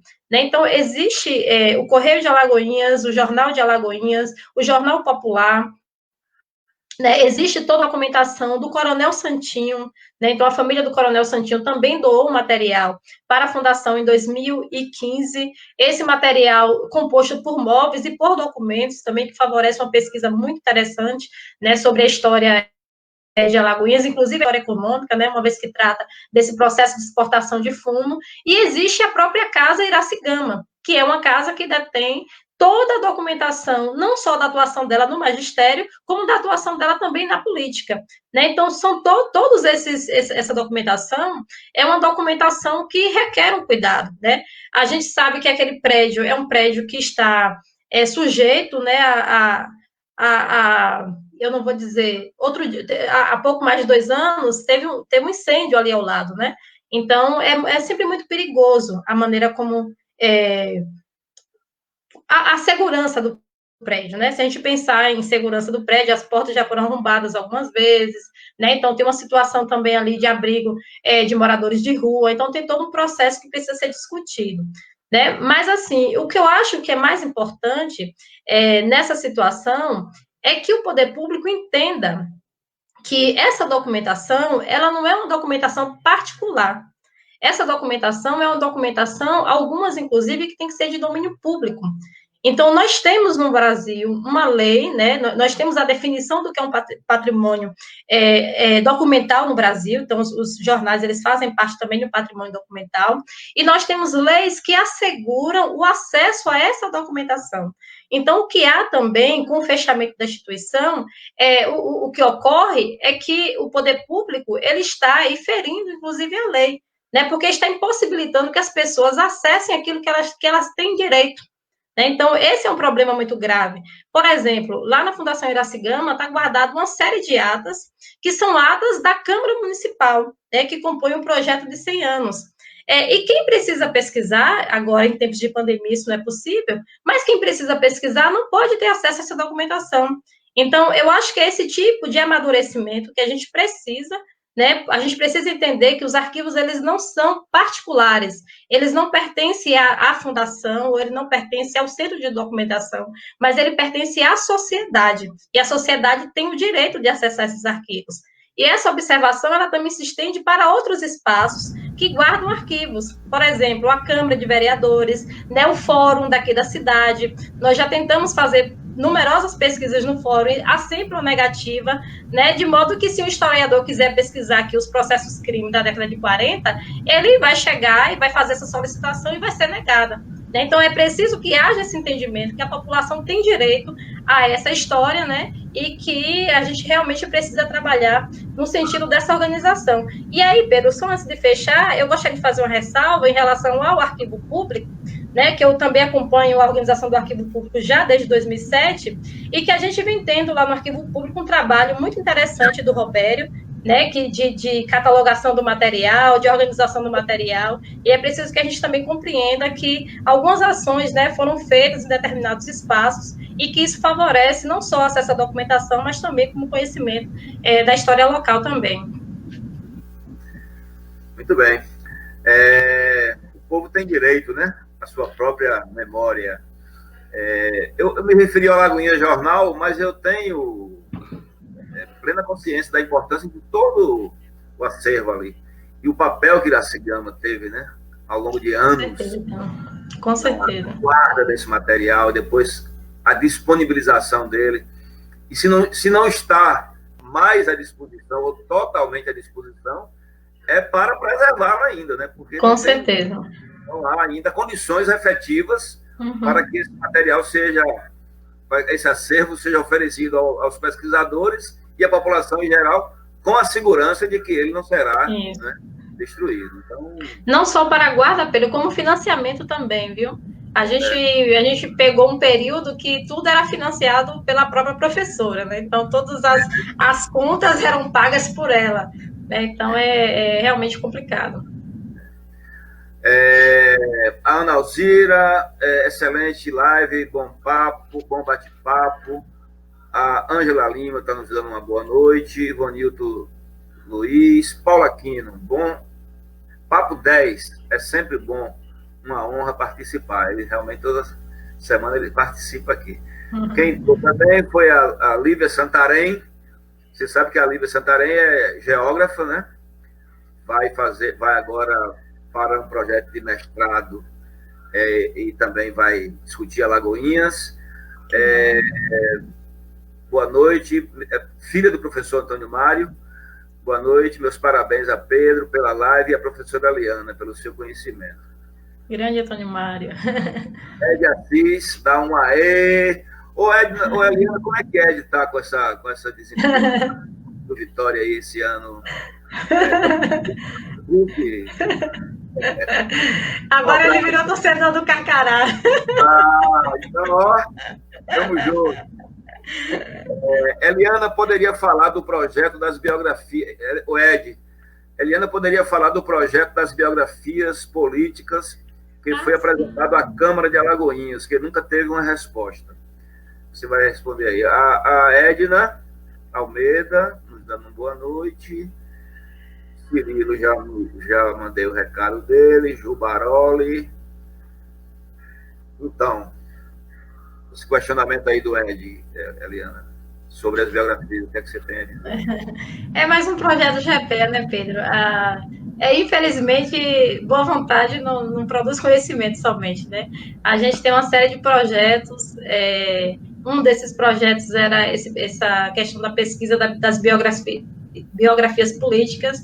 Eu acho que a gente precisa mapear um pouco a atuação na Câmara de Vereadores, né? Começamos a fazer isso já no século XIX, a gente já tinha um trabalho que no início acontecia de forma isolada, e a gente tentava agregar aí, somar as minhas pesquisas com a de Nasser, com a de Moisés, com a de Ed, com a de Aline, que é do século XIX, com a de Jocélia, com a de Kate também, que é do século XIX. Então, já havia uma rede de pesquisas e a gente começou a se interessar por essa atuação desses vereadores, né? E o nosso interesse era entender, a partir dos projetos que foram aprovados, a atuação de cada um. Esse projeto foi apresentado também em 2015, mas a gente, infelizmente, ainda não teve assim, uma resposta positiva, e a gente lamenta muito, né, porque a gente compreende que o Poder Legislativo no Brasil tem um papel fundamental, né, e a gente conhece pouco do Poder Executivo de Alagoinhas e conhece menos ainda do Poder Legislativo. Isso seria uma pesquisa muito interessante para a gente conhecer a história política local, né, para a gente entender o papel do parlamento aqui na cidade de Alagoinhas, mas a pesquisa ainda não foi viabilizada por conta mesmo da ausência de recursos, que na nossa proposta era o pagamento de algumas bolsas, né, para os estudantes de graduação. Mas eu queria, Pedro, fazer só uma observação, já que eu estou falando de fontes de pesquisa, dizer que um desses projetos também do GPEA foi um projeto intitulado Projeto Resgate, que foi financiado, inclusive, com os recursos próprios da professora Iracy Gama também, mas foi um projeto apresentado pelo GPEA ao Instituto Histórico Brasileiro, ao Instituto Histórico da Bahia, que, na época que nós fizemos o projeto, cobrava R$1,50, né, por fotografia, lá, e a gente conseguiu digitalizar os jornais de Alagoinhas que estão lá. Então, os exemplares do Correio de Alagoinhas, de 25 a 42, os exemplares do Jornal do Popular e do Jornal de Alagoinhas, eles estão digitalizados e eles se encontram à disposição de quem tiver interesse aí para a pesquisa. A gente pode estar cedendo, porque nós temos uma cópia desse material. Então, é só solicitar. Eliana, o Railton Souza está presente aqui conosco. Muito orgulho de ter sido da turma de 2005. E realmente, a Eliana precisa ser convertida em livro. Na turma de 2005, aquela nossa colega de Pujuca, Amélia já acabou o doutorado? Já, sim, concluímos em 2018, as duas. Eu vou escrever um pouco, uma hora dessa, sobre a turma de 2005 e vou relatar essa dupla, Eliana Batista e Amélia, né? As duas não perdiam nem um respiro do professor, né? Nada passava que elas não anotassem, né? E todo mundo dizendo, aquelas duas ali vão longe, vão para o doutorado aí, vão para o doutorado e vão ser figuras de destaque, realmente são. Eliana, nós vamos já encaminhando para o final, né? As lives já cansam muito, e a gente aqui com uma hora e meia de live. Uma hora e meia, justamente. Um papo muito bom, muito gostoso.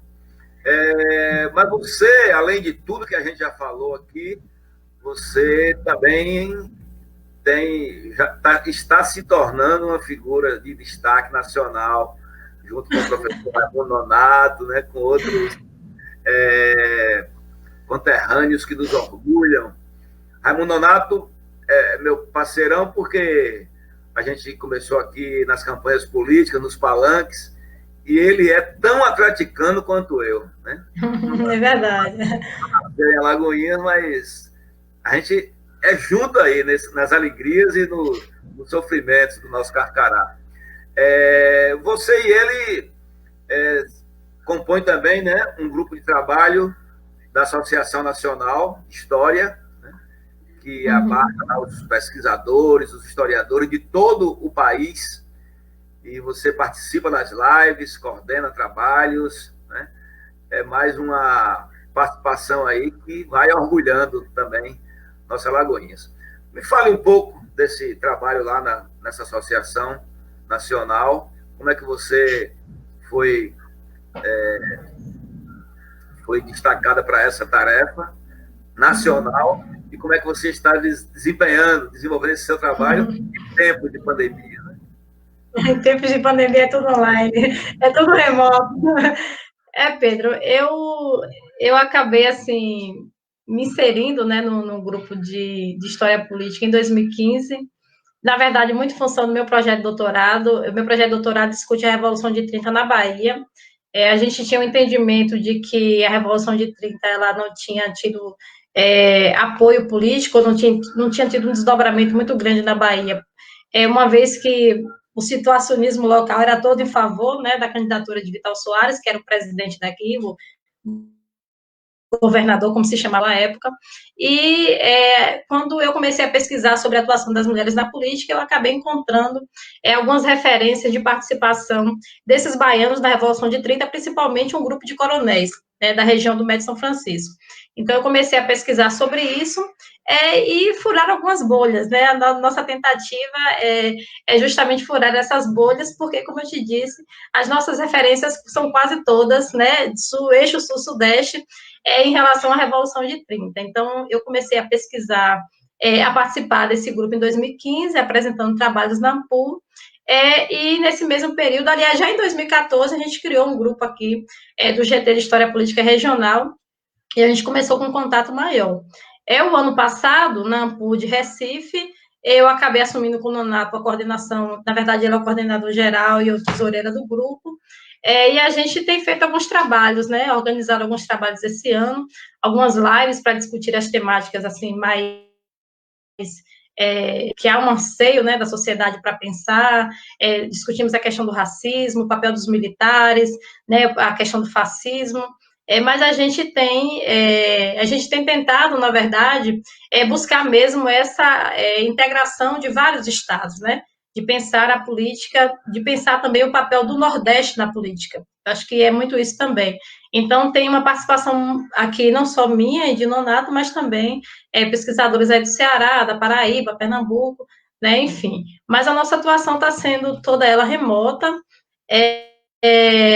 o trabalho também todo organizado de forma remota, mas é um desafio, né? Desafio de atuar como mulher no grupo de história política, não é fácil, né? A gente é um espaço ainda onde a fala masculina ela tem um destaque, mas a gente, como eu disse, a gente tenta furar algumas bolhas, e principalmente a gente tenta também pensar que mulher escreve sobre a história política e mulher atua na política, e que a gente precisa discutir sobre essa temática também, né?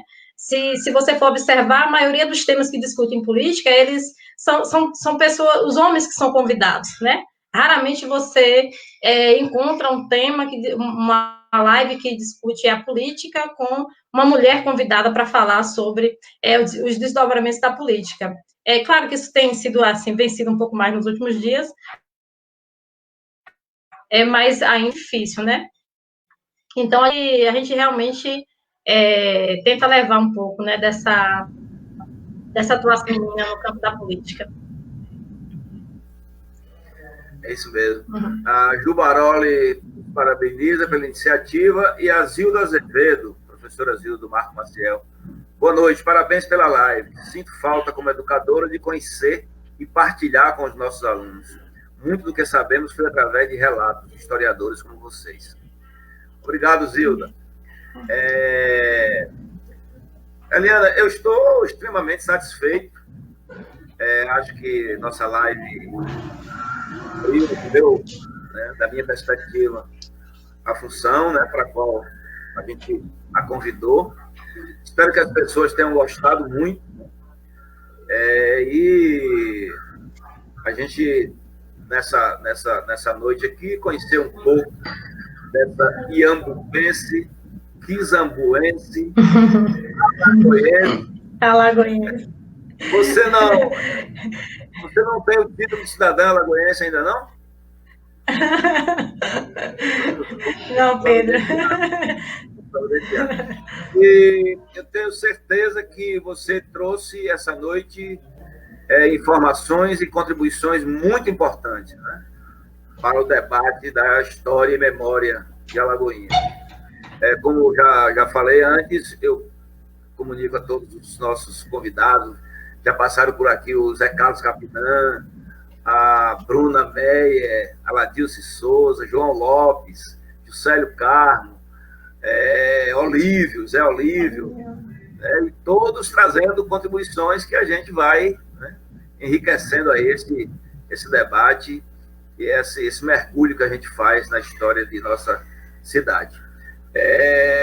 Então, você, de fato, né, como eu te falei ao convidar, vou explorar isso, né, essa carreira meteórica, né, de pouco tempo, né, graduada para já no doutorado, ensinando, professora universitária, mantendo humildade, comprometida, né, com mudanças sociais na nossa cidade, política.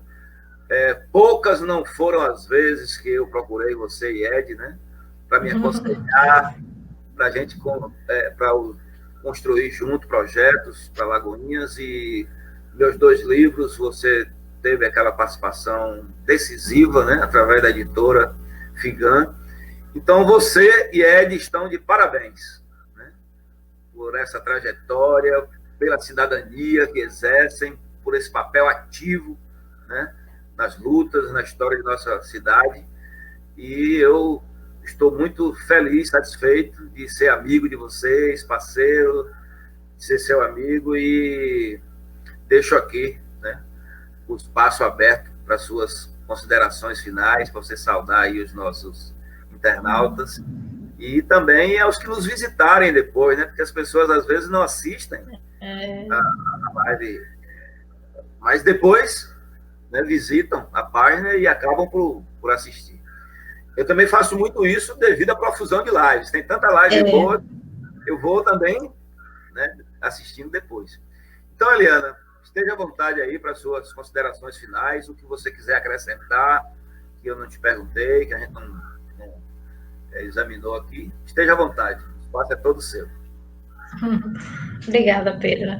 Não, eu só vou registrar realmente os agradecimentos, né, as pessoas que estão acompanhando, todos os amigos, saudade de muita gente, a gente está com saudade de conversar, né, com as pessoas, de bater um bom papo presencial também, né, deixar aí só o registro dos agradecimentos. Eu realmente, assim, pensei, Pedro já tinha falado dessa live há algum tempo, Pedro, mas tem muita live, as pessoas não aguentam mais live, né, mas eu acho importante também que a gente divida um pouco as nossas experiências, né? Não porque elas são importantes para os outros, né? Mas porque eu acho que, de todo modo, essas experiências, elas apontam também para certas questões que a gente precisa ter um olhar mais atento, né? Você fala, assim, da responsabilidade que a gente tem, né, em relação a essas questões políticas, né, da cidadania, e realmente a gente precisa o tempo todo enfatizar que o nosso papel é levantar e levantar os demais, né? A gente, principalmente quem tem uma trajetória, como eu tive, que eu tenho certeza que não sou única, muitas pessoas, né, também tiveram essa trajetória muito difícil. Não é fácil você ingressar numa graduação e, com pouco tempo, você sair formada no mestrado e fazer um doutorado. Isso não é fácil, né? É muito difícil, mas a gente consegue com políticas públicas, a gente consegue com investimento em educação, a gente consegue com responsabilidade social, né? E eu acho que o fato, às vezes, da gente mostrar a cara é para a gente também deixar um recado para as pessoas que é possível, né? Que a gente não pode deixar de lutar, porque é possível, né? Um horizonte melhor, uma vida melhor, né? Uma estrutura melhor para todas as nossas vidas. Eu acho que, nesse sentido, vale a pena a gente estar aqui com todas as experiências. Então, mais uma vez, obrigada. Eu vou aproveitar, Pedro, antes de sair, para fazer a propaganda desse livro. Gente, a gente não conseguiu fazer o lançamento desse livro aqui em Alagoinhas, mas eu vou, não está nem para ver direitinho, né? É o livro do último grupo de pesquisa lá da UNEB, dos fios, as tramas, tecendo histórias, memórias e biografias de ficção. E é um livro também que é composto, né, por vários textos assim, de autores locais. Então, tem a participação de Náustaro, a participação aqui também de Aline, né, que faz uma pesquisa sobre o pós-escravidão, a participação de Ed, a participação de James, né, que é o Jonas Pereira, que era da nossa turma, pesquisando aí sobre a Albertina, um trabalho incrível sobre a Albertina, a participação da Iraceli, então, da Thaís. Então, depois eu espero que vocês tenham a oportunidade de conhecer também um pouquinho desse livro, que a gente vai deixar alguns exemplares aí doados na biblioteca e em outras instituições também. Pode repetir o título do livro? O título é Dos Fios às Tramas, tecendo histórias, memória, biografia e ficção. Ele está disponibilizado? Nós temos, na verdade, ele está tudo aqui em casa, né? Nós já temos, assim, alguns nas mãos dos autores, mas a gente tinha organizado um evento na UNEB em março, no dia 19, e aí, no dia 17, teve a suspensão das aulas. Quanto custa? Nossa, que pergunta difícil. Eu sou péssima para vender livro, Pedro. Olha, ele estava sendo vendido a R$25. Eu quero 2. Tá bom. Então, Eliana, muito obrigado. Uma boa noite a todos que nos assistiram, né? Chegamos até aqui mais de 40 pessoas na live. Um número bom, né? Para esse cansaço e tanta produção. Segunda-feira. Sempre agradecendo a Mari aqui no suporte técnico, a todos que divulgaram, compartilharam e se esforçaram para que a gente tivesse um bom momento aqui, um bom papo com a Eliana Batista. Obrigada. Boa noite, Eliana. Dá um abraço no Ed, na Débora e todos os seus filhos. Viu? Felicidade para vocês. Vamos passar juntos essa tormenta aí, a pandemia, para a gente se encontrar lá na frente e trabalhar muito mais por nossa história, nossa memória e pelas transformações sociais para garantir qualidade de vida para o nosso povo. Obrigada, Pedro. Obrigada. Boa noite.